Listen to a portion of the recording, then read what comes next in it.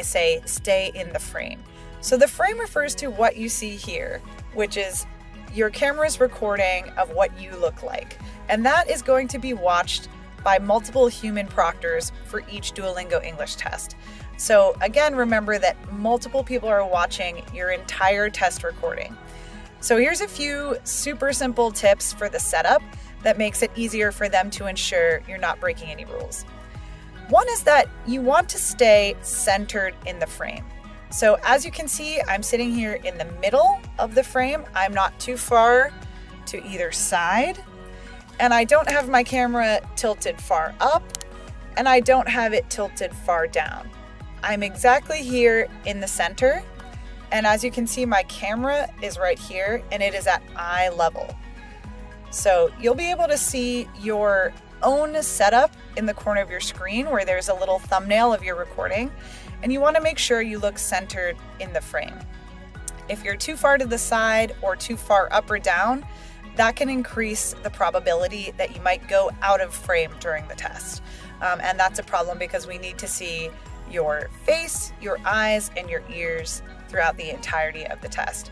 So speaking of your ears, if you have long hair like I do, make sure you either put it behind your ears so that they're uncovered, or you can have it up like I have it right now. That helps me when I'm in a situation like this not be distracted by my hair. One exception for this is if you wear a religious head covering that covers your ears, that is permitted, and I'll put a link to more information about that in the description box below. So to review, we're centered in the frame, our eyes, our ears, and our whole face and head are visible. And also finally, just make sure you are well lit. So what I mean by that is that if you have a light source in your room, you want to try to put it in front of you. So that would be behind your laptop. Mine is actually up here. That helps to put the light on your face and not behind your face. If a light source is coming from behind your face and you don't have enough in front, sometimes your face is too shadowy for proctors to ensure that you're following all the rules of the Duolingo English test. So super simple setup, centered, everything's visible and brightly lit. And then try not to move the camera or yourself around too much during the test. I do think it's natural to kind of like shift in your seat, or you might want to come in and look at something more closely on the screen. Maybe if you're describing an image, that's fine, that's natural. Just try not to move out of the frame or bump your camera and mess up this perfect framing job that you've done. So those are the basics. Then I wanted to talk a little bit about this eye contact rule that is commonly asked about in my YouTube comments and also elsewhere on social media and in our support chats. This is the rule that you need to maintain eye contact with the test. And the reason we have this rule is because we want to make sure you're not looking at any external resources.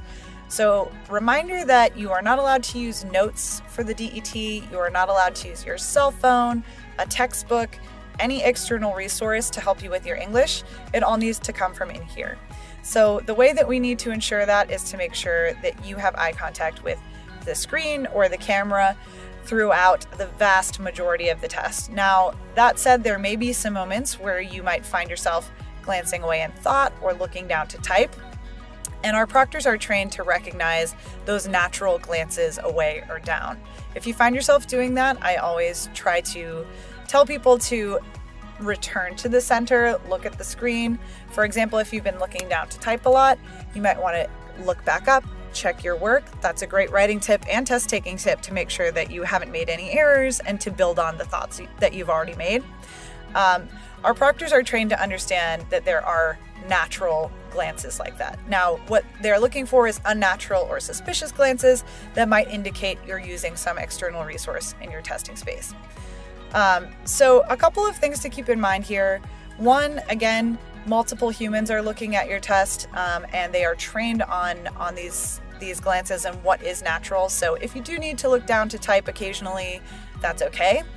And two, remember that there are lots of different types of tasks on the Duolingo English test, and a lot of them don't require extended typing at all. In fact, there's a lot of speaking questions like I'm doing right now, so I'm just sitting here looking at myself in the screen and maintaining eye contact with myself. And there are also a lot where you're going to be using your mouse to select words or highlight an answer or select a drop-down answer.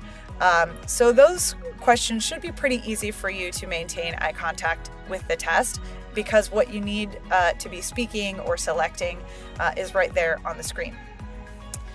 Okay, so those are a couple of simple tips and tricks that I learned from our proctors recently. I hope they were helpful for you. Let me know if you have other questions in the comments down